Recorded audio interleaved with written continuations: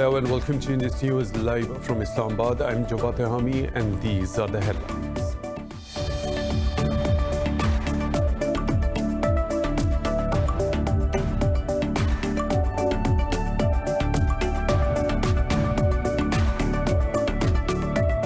Pakistan has summoned a senior Indian diplomat to register protest over the ceasefire violations by the Indian forces along the line of control.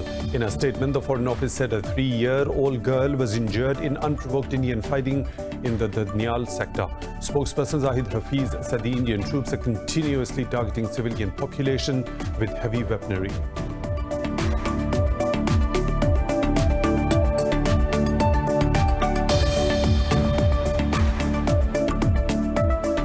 Kashmiris are observing India's Independence Day as Black Day in protest and rejection of its illegal occupation of the valley. The All Parties Hurriyat Conference has called for a complete shutdown across the Indian-occupied Jammu and Kashmir.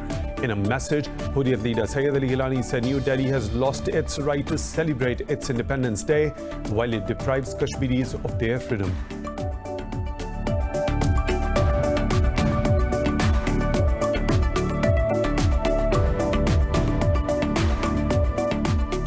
Russia's President Vladimir Putin says the ongoing crisis following last Sunday's presidential elections in Belarus will end soon. Speaking to Belarus President Alexander Lukashenko over the phone, Putin said it is important to prevent destructive forces from taking advantage of the unrest in the country.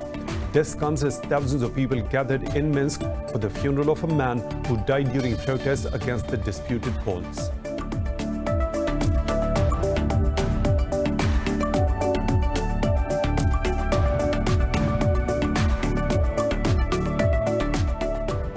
In Yemen, the Saudi-led military coalition says it has destroyed multiple drones launched by Houthis from the capital Sana'a.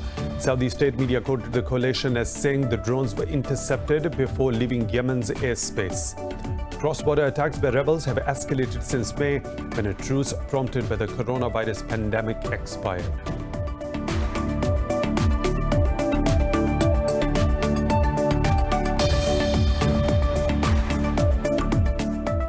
In the US, more than 1,100 people have died from COVID-19 in the last 24 hours, taking the toll to over 168,000 with more than 5.3 million cases. Brazil has reported 1,060 deaths and more than 50,600 infections in a day. In India, nearly 1,000 people have died in the past 24 hours, taking the toll to over 49,000 with more than 2.5 million infected so far.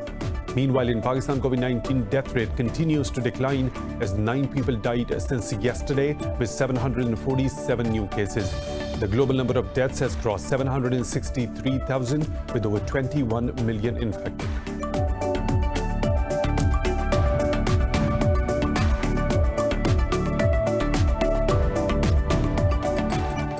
Those were the headlines and detailed stories right after a short break.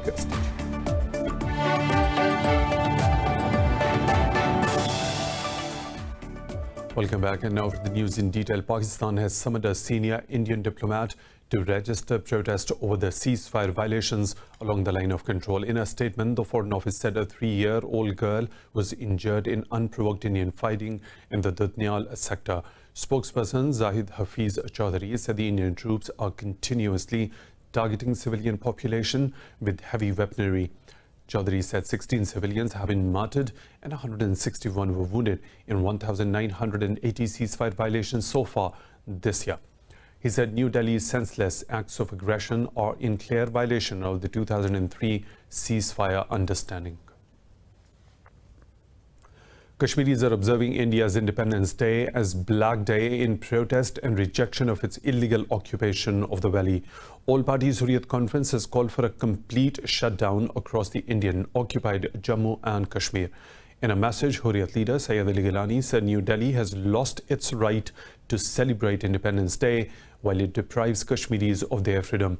Hurriyat Forum leader Mirwais Umar Farooq said India's illegal abrogation of valley special status is against the UN Charter and the 4th Geneva Convention. Meanwhile, occupation forces converted the valley into a garrison ahead of the Independence Day to prevent people from holding demonstrations. Indian forces set up bunkers to conduct frisking and identification checks while deploying unmanned aerial vehicles to maintain surveillance. Pakistan's Foreign Office says Islamabad is committed to the full realization of Palestinians' legitimate rights. In a statement, the Foreign Office said a deal between the UAE and Israel on the normalization of relations will have far-reaching implications.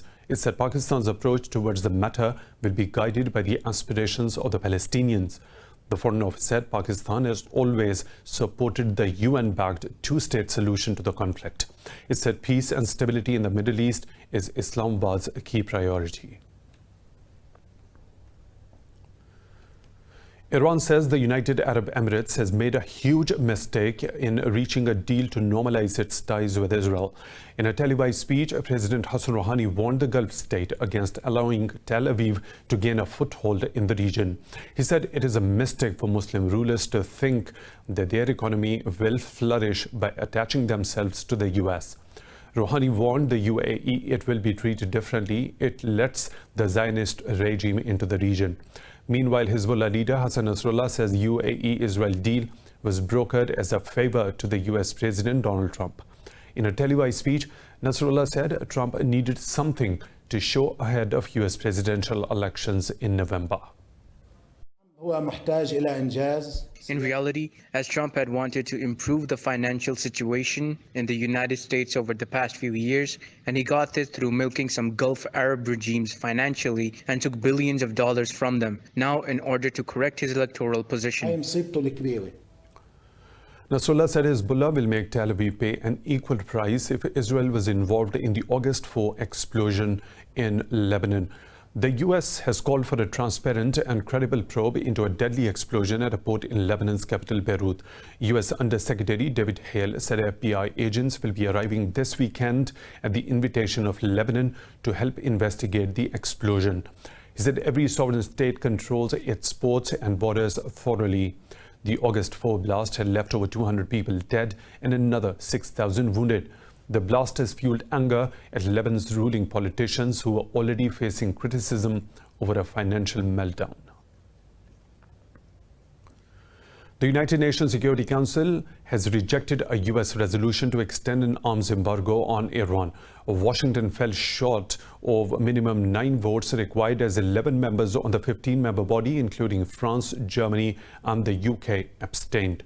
In a statement, US Secretary of State Mike Pompeo said UNSC's failure to act decisively in defense of international peace and security is inexcusable.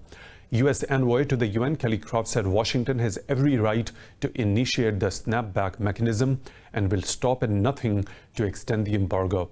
Meanwhile, Iran has hailed a UN vote, saying the US has never been so isolated.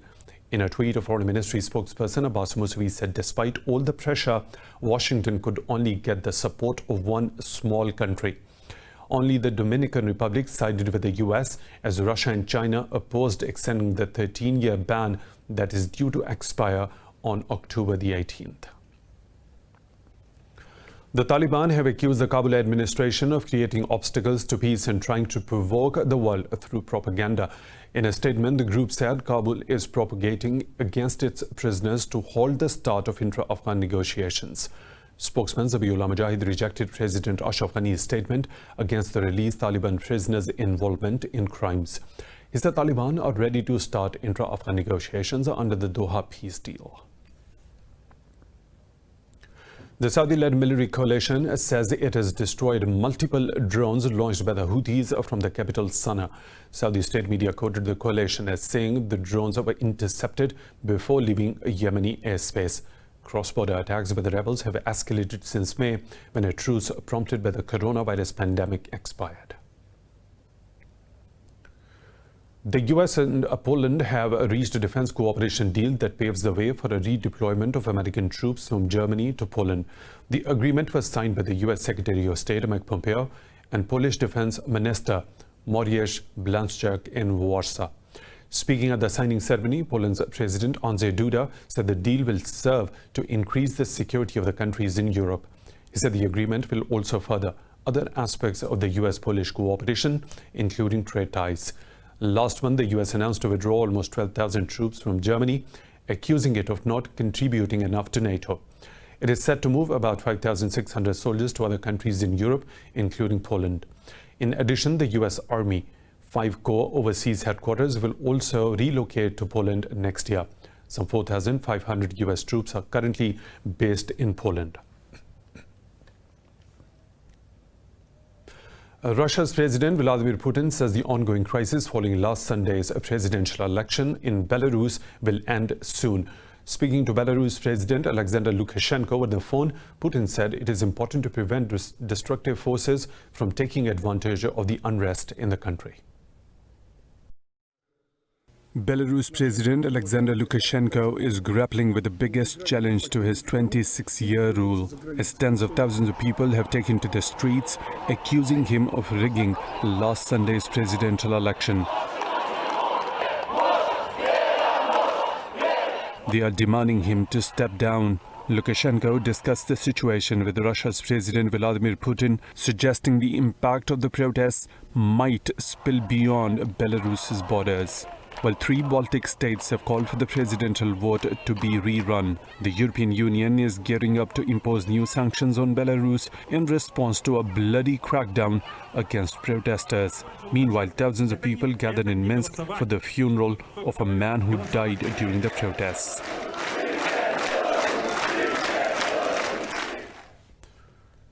The U.S. has conducted naval drills in the hotly contested South China Sea led by aircraft carrier USS Ronald Reagan. In a statement, the U.S. Navy said the strike group conducted flight operations and high-end maritime stability operations. It said Washington is committed to ensuring joint force responsiveness with its allies in order to maintain a free and open Indo-Pacific. China has objected to exercises and said the U.S. rejection of its claims in the sea has undermined stability in the region. The naval exercises come amid heightened tensions between Washington and Beijing over the energy-rich waters, among other issues. Beijing claims 9/10 of the South China Sea, through which some $4 trillion of trade passes every year. In the U.S., more than 1,100 people have died from COVID-19 in the last 24 hours, taking the toll to over 168,000, with more than 5.3 million cases. Brazil has reported 1,060 deaths and more than 50,600 infections in a day. The global number of deaths has crossed 763,000, with over 21 million infections. This report has more. As the coronavirus consumes hundreds of thousands of lives, infecting millions, the healthcare systems continue to be overwhelmed in Europe, Americas, Australia, and parts of Asia. The U.S. state of California has become the country's first state to breach 600,000 cases threshold. Meanwhile, cases in Latin America have exceeded 6 million as nations continue to relax lockdown measures in the world's worst-hit region. To curb the cross-border spread of the pandemic, a testing site has been set up on the U.S.-Mexico border in San Diego, offering free virus tests to the travelers. So this is open to everyone. We do not ask for immigration status. Right now there are restrictions on the border in terms of who's able to cross, those that are coming for essential reasons or those that are providing essential services. So anyone coming across is able to come, and anyone that lives in the community can come and get their test. Over in Europe, France's capital Paris has imposed stricter measures obliging pedestrians to wear masks as the country reported new post-lockdown daily highs. The UK has extended its travel restrictions to France and the Netherlands after an infection spike in these countries. Germany has also imposed antigen PCR tests for arrivals from Spain, apart from the Canary Islands, following a surge in daily cases. Germany, in conversation with Spain, told us that as they saw the number of infections rise in various regions of Spain, with the exception of the Canary Islands, it would put all the Spanish regions in the zone in which it required that German citizens traveling there take a PCR test on arrival. Obviously, we respect, as we always respect, third countries' decision. In Australia, the state of Victoria has reported over 300 new cases over the past 24 hours as its COVID-19 curve flattens. While New Zealand is moving fast to contain the second wave and has extended lockdown restrictions after 7 fresh cases were reported overnight. Elsewhere, South Korea has reported its highest number of cases in 5 months with 166 testing positive. Moreover, in India, 996 people have lost their lives to the COVID-19 in the last 24 hours, with the death toll crossing 49,000. The Ministry of Health and Family Welfare says over 65,000 tested positive overnight, with the nationwide tally crossing 2.5 million. The ministry said there were currently over 668,000 active cases in the country. Meanwhile, India's Prime Minister Narendra Modi claimed the government was testing 3 different vaccines for COVID-19. Modi said his government will begin large-scale production of the vaccines upon the approval from the scientists. India is the 3rd worst affected country in the world after the US and Brazil. Maharashtra and Andhra Pradesh are the worst hit states in the country, with an cumulative case count topping 240,000. Meanwhile, Pakistan's COVID-19 death rate continues to decline as 9 people died in the past 24 hours. The death toll in the country has risen to 6,162. The Health Ministry says 747 cases were reported overnight as the tally crossed 288,000. The ministry said over 265,000 people have recovered from the virus so far. It said there are over 16,000 active cases in the country, among which 768 are in critical condition. Sindh remains the worst hit province with over 125,000 infections, while Punjab has reported over 95,000 cases. In a related development, a renowned philanthropist Bill Gates has appreciated Pakistan Army for its support to the government over COVID-19 response and resumption of polio campaign. The Inter-Services Public Relations said Chief of Army Staff General Qamar Javed Bajwa and Gates held a telephone conversation. It quoted Bajwa as saying the army is working towards the national cause to achieve a polio-free Pakistan. The ISPR said both the sides also discussed the efforts needed to implement the polio campaign during the pandemic. Gates reiterated his foundation's ongoing commitment to support Pakistan in its goal of ending polio and improving health for every child.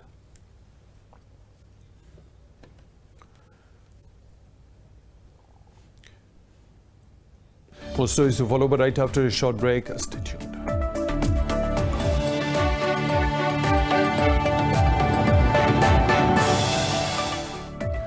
Welcome back. The US and France have expressed concern over increasing tensions between Greece and Turkey in the Mediterranean.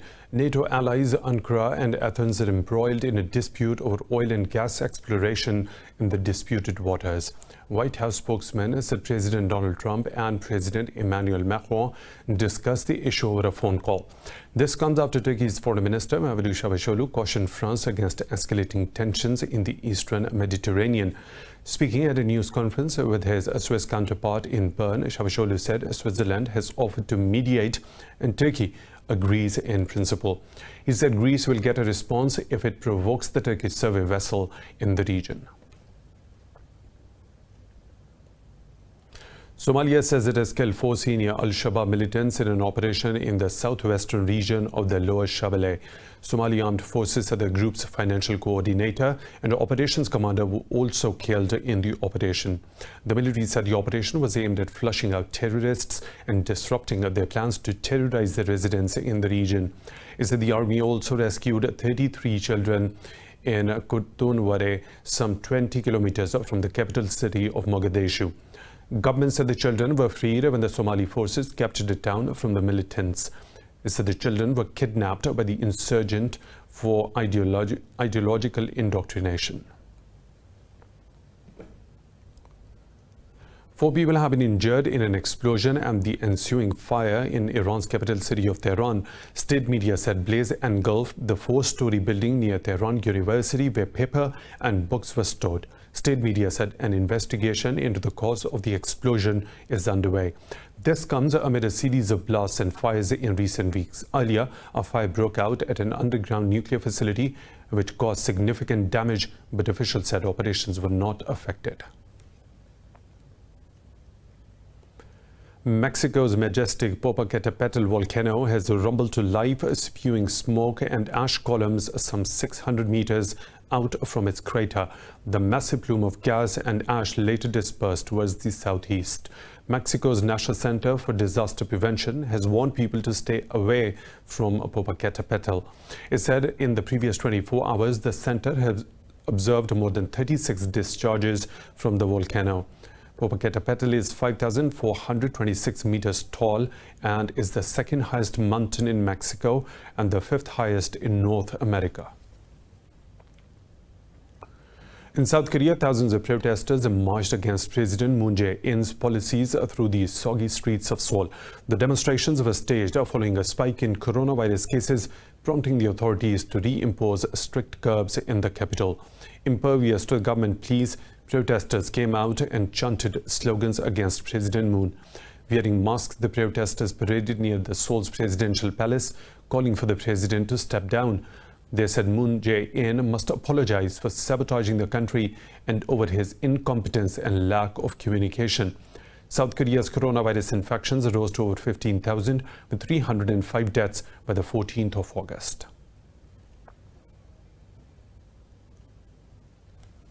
It's time for a short break. We'll be back with more stories. Stay tuned.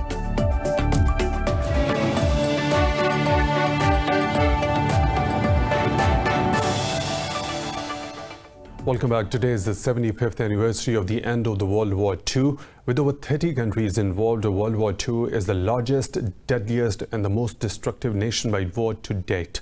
While some celebrate the day as a victory, others mark it with guilt. More in this report. For 6 years, bloodshed and brutality tore through Europe, North Africa, Asia, and the Pacific, leaving an estimated 60 million people dead. It was only a week after the US dropped atomic bombs on Hiroshima and Nagasaki, crippled Japan surrendered on August 15, 1945, bringing World War II to an end. But the ghosts of the war still haunt Japan as it marks the occasion with regret. Due to the pandemic, this year's ceremony in Tokyo was scaled back to 600 attendees, including about 400 family members of victims. Speaking on the occasion, Emperor Hironomiya Naruhito expressed deep remorse over the country's wartime past. Looking back, reflecting on our past and bearing in mind the feelings of deep remorse, I earnestly hope that the ravages of war will never again be repeated. Together with all of the people of Japan, I mourn from the people that died in the war and hope for the world peace and prosperity in our country.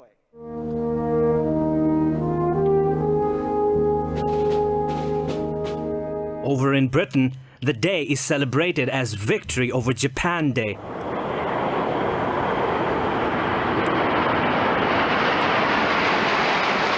Queen Elizabeth's husband, Prince Philip, who served in the British Navy during the war, was on board the destroyer HMS Whelp in Tokyo Bay when the Japanese surrender was signed.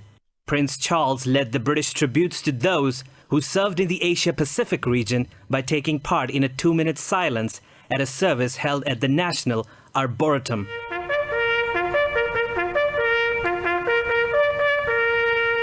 Today we remember and give thanks for the extraordinary bravery, resourcefulness, and tenacity demonstrated by those who fought in the Asia-Pacific theater of the Second World War. Together they comprised a force whose courage was as remarkable as its diversity. The Queen also paid tribute to the sacrifice of soldiers and recalled the anguish of the war and joy of its conclusion. British Defence Secretary Ben Wallace attended a wreath-laying ceremony at London's Cenotaph War Memorial. South America's largest marine aquarium is reopening in Brazil's Rio de Janeiro city after 5 months of lockdown. Authorities have put new measures in place to stop the spread of the coronavirus at the tourist attraction. More about the aquarium in this report.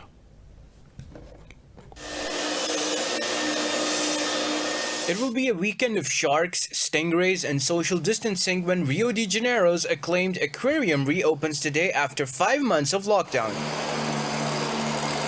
Workers wearing personal protective equipment disinfected Aqua Rio facilities as divers inspected marine tanks in LATAM's largest marine aquarium.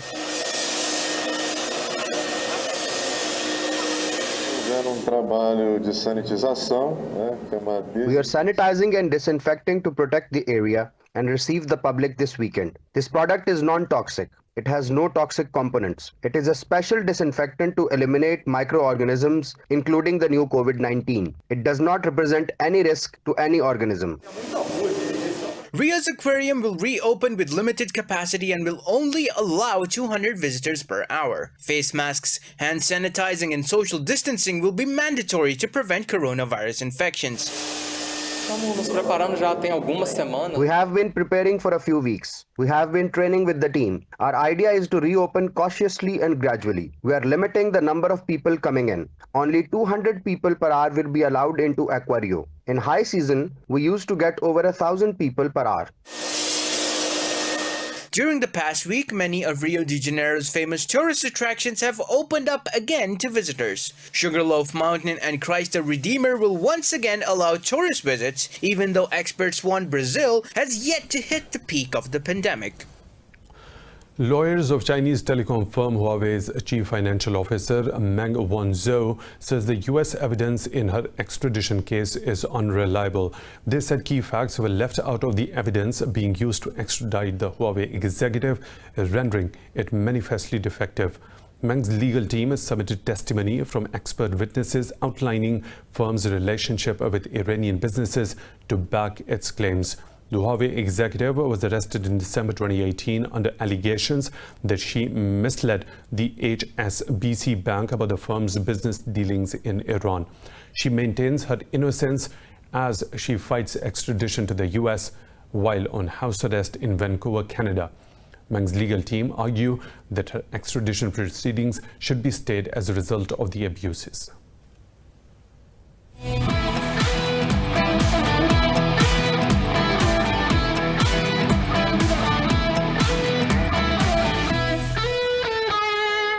German champions Bayern Munich crushed Barcelona with thumping 8-2 win at the Estadio da Luz to reach the semi-finals of the Champions League. Records tumbled as Barca suffered its first defeat by a 6-goal margin since 1951, while the Catalans conceded 8 goals for the first time since 1946. Bayern were 4-1 inside 31 astonishing minutes with a mercurial Thomas Müller brace and goals from Ivan Perisic, Serge Gnabry. David Alaba's first half own goal was quickly forgotten as the Bavarians punished the Catalans in the second half. Luis Suarez scored in the 57th minute before Kimmich's strike, followed by Robert Lewandowski getting in on the act.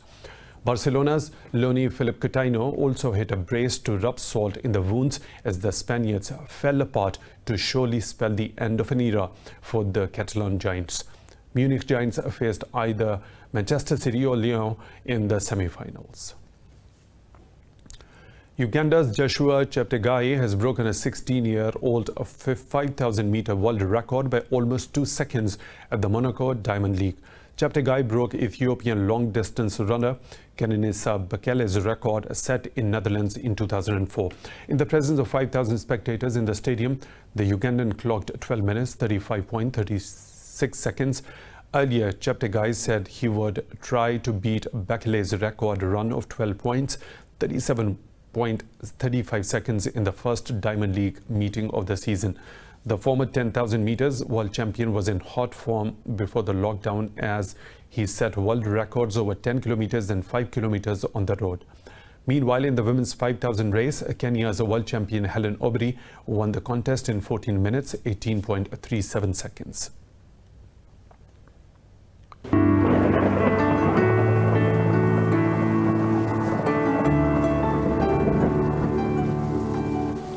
Another weather situation from around the globe.